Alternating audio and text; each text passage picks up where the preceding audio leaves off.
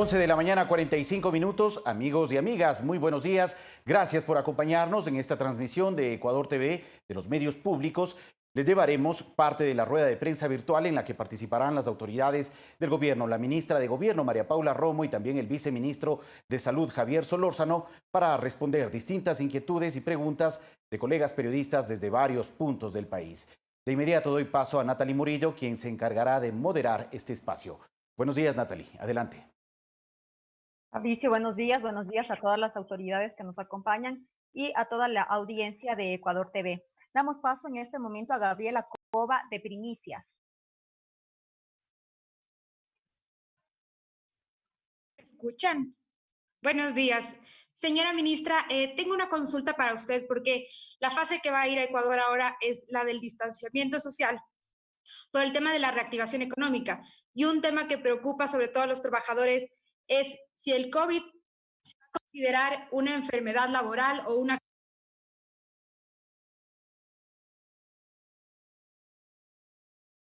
Gracias Gabriela. Escuché con algunos cortes, pero creo haber comprendido la pregunta. No, hasta el momento el COVID no se considera una enfermedad laboral. Hay algunas discusiones que yo he presenciado por un documento interno del IES respecto de médicos, pero no en términos generales, no hay ninguna disposición que convierta al COVID en una enfermedad laboral. No, no es así, no se está considerando. Gracias, ministra. Continuamos con Nicolás Aguilar de Alfa Noticias.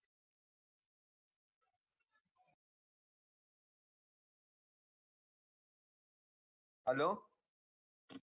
Señora ministra, muy buenos días, compañeros, colegas. Señora ministra, por un lado le entiendo que realmente este virus vino para quedarse y debe de ser corresponsables también los GATS en la toma de decisiones. Bueno, mi pregunta va enfocada en lo siguiente. En el aspecto político, el decreto del estado de excepción se va a mantener, lo van a renovar porque tiene que renovarse el 15 de mayo.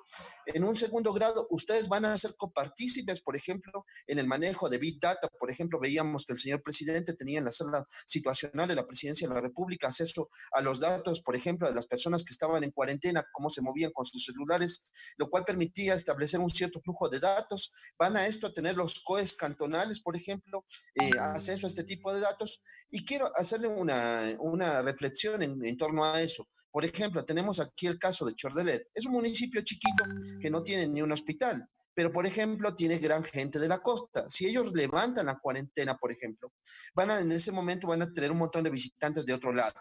Entonces, un poco queremos ver cómo va a ser la armonización o si va a haber a lo mejor algún decreto que modifique también el peso también de las decisiones de las autoridades de salud, mientras los alcaldes cogen experiencia en esta toma de decisiones.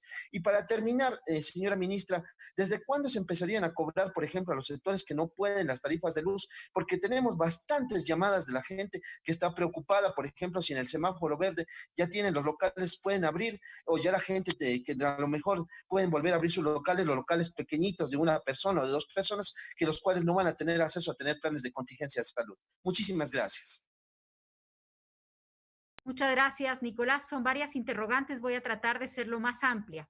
Sí, estamos analizando la posible extensión del decreto de estado de excepción. El decreto de estado de excepción se tomó inicialmente por 60 días que se cumplirán a mediados de mayo y ese decreto pues ampara varias restricciones, como las restricciones de circulación, restricciones que van a seguir vigentes durante el mes de mayo. Me explico. La prohibición de transporte interprovincial de pasajeros.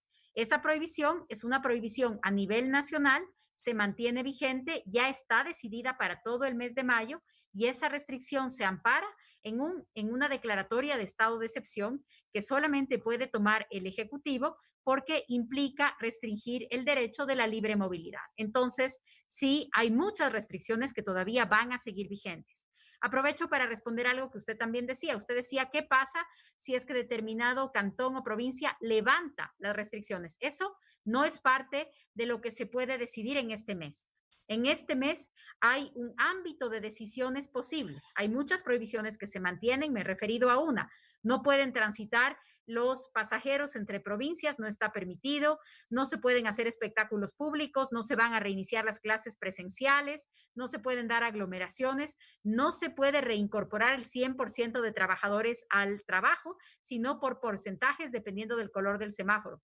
Esto es el margen de actuación que cada COE cantonal podrá decidir, pero ningún COE cantonal va a levantar completamente las medidas. Primero, porque no creo que en ningún país, en ningún cantón estemos pensando en hacerlo.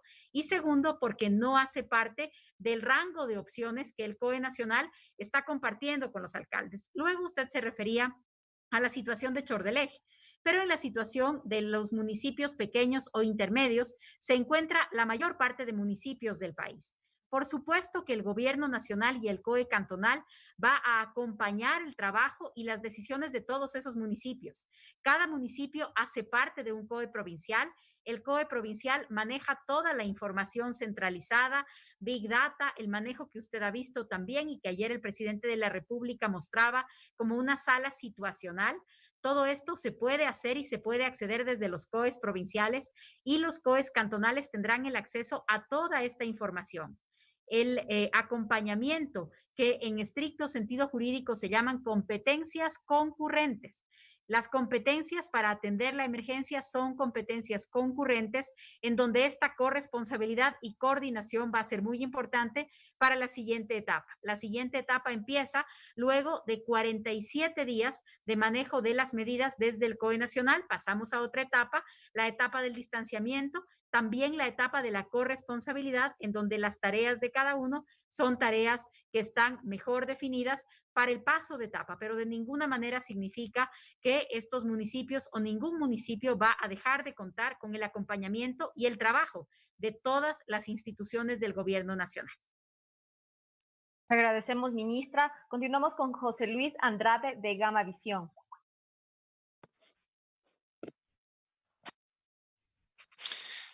Muy buenos días, muchas gracias.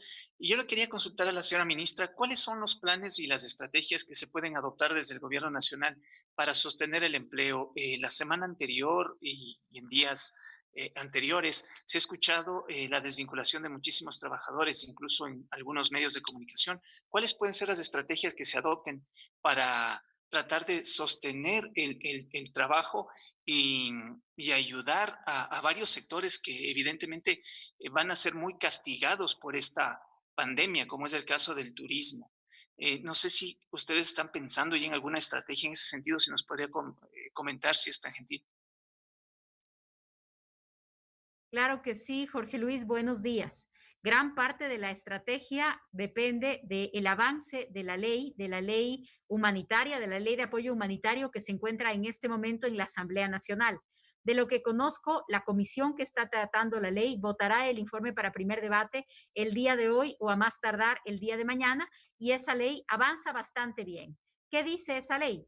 Primero, esa ley lo que pretende es crear un fondo de ayuda humanitaria, una cuenta de ayuda humanitaria que por un lado estaría destinado a la alimentación, a la salud de la población más vulnerable, y por otro lado estaría destinado a la reactivación productiva, a inyectar dinero en las empresas, en los emprendimientos, en los negocios que van a verse muy afectados luego de este mes y medio, de esta gran recesión, de este gran aislamiento global, que es como lo empiezan a llamar incluso los organismos internacionales y los multilaterales, porque el shock, el golpe económico será internacional y será también local, con la preocupación adicional en el Ecuador de que no contamos con reservas para que el gobierno pueda decidir directamente inyectar recursos, sino que primero tenemos que obtener esos recursos que se están obteniendo por diferentes vías, renegociando la deuda, buscando financiamiento externo y con un esfuerzo colectivo a través de los mecanismos que están en la Ley de Apoyo Humanitario en la Asamblea Nacional. Le agradecemos, ministra. Continuamos con David Redrobán de Diario Los Andes. Señora ministra, muy buenos días. Gracias por la apertura. Una pregunta que se ha generado durante estos últimos días y ante la preocupante noticia del caso de la provincia de Guayas, que habían entregado a un fallecido equivocado a la familia. a levantar incertidumbre, no solo en Guayas, sino en todas las provincias donde se registran justamente fallecidos, donde no saben si el fallecido que enterraron era o no el que les entregaron, puesto a que se entra el paciente a los hospitales y obviamente los que ya están con un alto deficiencia en su salud, fallecen y obviamente no se les puede ver si es que es el familiar o no. Y si es que hay personas que están ya sancionadas, quienes fueron las encargadas de entregar el cuerpo a los familiares. Buenos días. Buenos días, David. Comprendo su preocupación. Este caso es muy alarmante. El ministro de Salud les dijo que estaba haciendo las investigaciones para poder averiguar qué pasó y cómo no vuelva a repetirse una cosa de esas.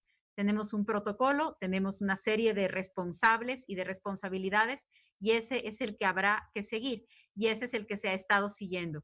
Lamentablemente, pues este caso nos preocupa, el ministro de Salud lo ha señalado y vamos a revisar todos los procedimientos para evitar que algo así vuelva a suceder.